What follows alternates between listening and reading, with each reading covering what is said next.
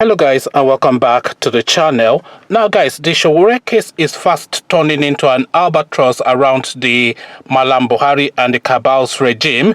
It's turning into an albatross around their neck, and with that guys, of course, I bring you this. More American senators demand Sowore's release. So now this story now, this narrative is now taking an international dimension. So again, the headline: more American senators demand Sowore's release. So now let's now see what the latest development is in this case.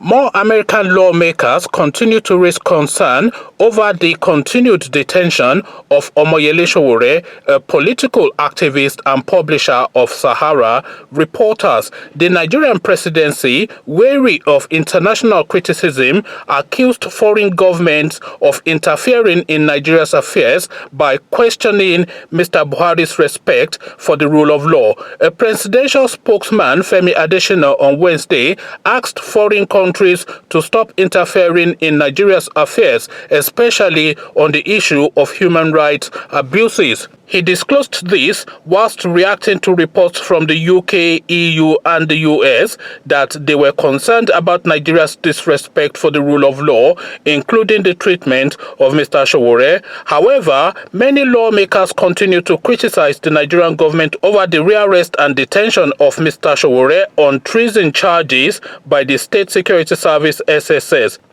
He was arrested on August the 3rd for planning a revolutionary protest against poor governance. He spent over 100 days in detention alongside his co-defendant, Olawale Bakare, despite two court orders mandating their release much earlier. The duo were released a day before their court hearing last Friday, but the SSS operatives invaded the courtroom to rearrest the political activist. The activities of the secret police already sparked nationwide furor and international criticism against Mr. Buhari's government. On Tuesday, Chris Coons, a U.S. senator, spoke out about Mr. Sowore's arrest. Mr. Coons is the vice chairman of the Senate Ethics Committee and a member of the Senate Foreign Relations.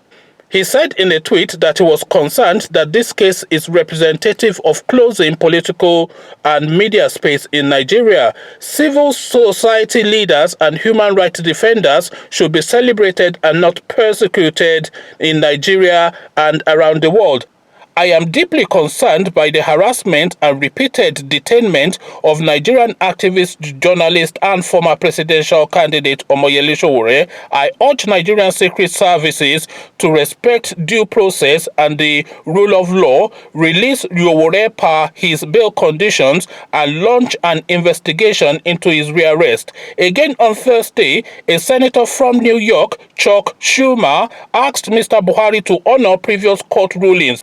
He also expressed dissatisfaction over Mr. Sowore's continued detention. I am disheartened by the report that Omoyele Sowore, activist, journalist, American citizen, well, he's not, he's a Nigerian, but American citizen, was rearrested by Nigeria's government. President Buhari should heed the previous court rulings and international sentiment and immediately free Sowore now. Previously, it had been reported how Bob Menendez, a member of the United States Senate's Foreign Relations Committee, and Josh Guttheimer wrote to the Nigerian ambassador in the U.S., Sylvanus Nsofo, over the continuous detention of the political activist. In the letter dated November 25th and made available to journalists, the congressman said there have been a number of troubling reports about Nigeria's security agencies assaulting and detaining journalists. Mr. Menendez, in a video and public statement, promised American intervention over the case. Also in October, a member of the United States House of Representatives, Karen Bass, said the act of the DSS to Mr. Sowore violates a fragment of his human rights. apart from Mr. Sowore, the Nigerian government is also illegally detaining many others, including former National Security Advisor Sambo Dasuki and Sheikh Ibrahim El-Zakzaky. So, as I said, this case is now taking on an international dimension, and the calls now from the EU, from the US, from the United Kingdom, etc. So, there's now a gathering of our political influencers internationally circling around this Sowore case, because what we saw transpire in that court on that fateful day is just that step too far.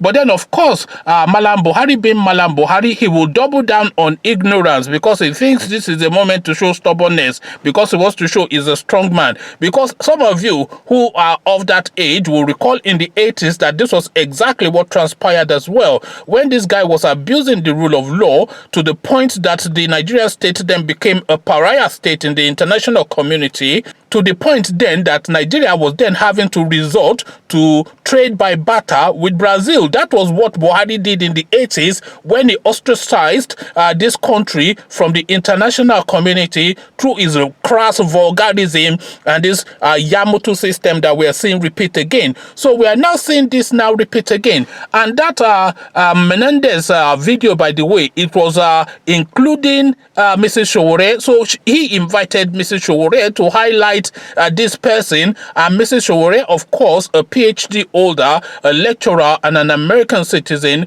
was able to play her part to look quite contrite and beaten down. And then, of course, you know that this is the build-up to Christmas, so she made sure to emphasize that as well, that, look, now, the children can't see their father for Christmas. This guy had been granted bail, so is now being held outside of the legal permits of the Nigerian state.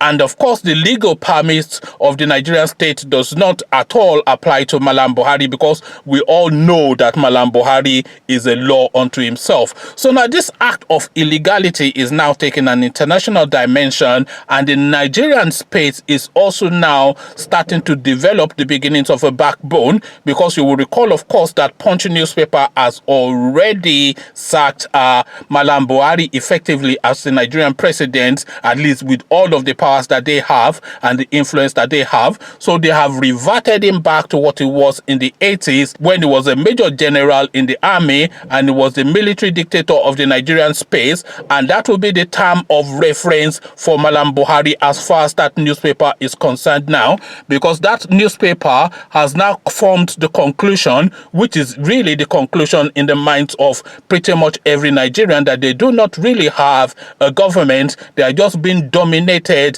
essentially by this person, and this is really the situation that the country is in. So now this situation now is now leading, because if these people are operating outside of the law, which they are, then they can do as they will, which they are. So if they are operating outside of the law and they are doing as they will, then we're effectively in a lawless society. So if we don't have laws to protect us, then we're effectively captives of these people, because Malam Buhari is effectively now ruling that country by force, because that country is no longer being ruled by the rule of law. So now this rule by force now is now something that is akin to effectively a military takeover. So that is why some newspapers, I mean, the Punch has taken the lead, but I'm expecting a lot of our newspapers to follow suit, that look, we have to revert this guy back to his military uniform, because we don't have a democracy in Nigeria. If you don't have the rule of law, and if the constitution is not paramount, and if a court judgment can be dismissed offhand, then you are not in a democratic space. You are in a military full-blown dictatorship, and that really has been the case since 2015 when this guy took over. But it just looks as though Nigerians are opening their eyes to this now. We, of course, on this channel have always dismissed Malam Buhari. I don't think he has ever been referred to as anything other than a Malam on this channel, and a Malam he will forever be, because we are now being told now by the Attorney General of the Federation that the Constitution does not require you to have a school cert to become the president. And really why they put that school cert minimum education in the Constitution is the what we're seeing playing out now, because somebody has to be of a sufficient enough of an education which would have expanded their mind sufficiently in order to have grasp of the responsibilities that they are taking on. So if you now have like an F9 sort of president, which they have now within the Nigerian space, like Malam Buhari, then it is an F9 situation that you see playing out now, because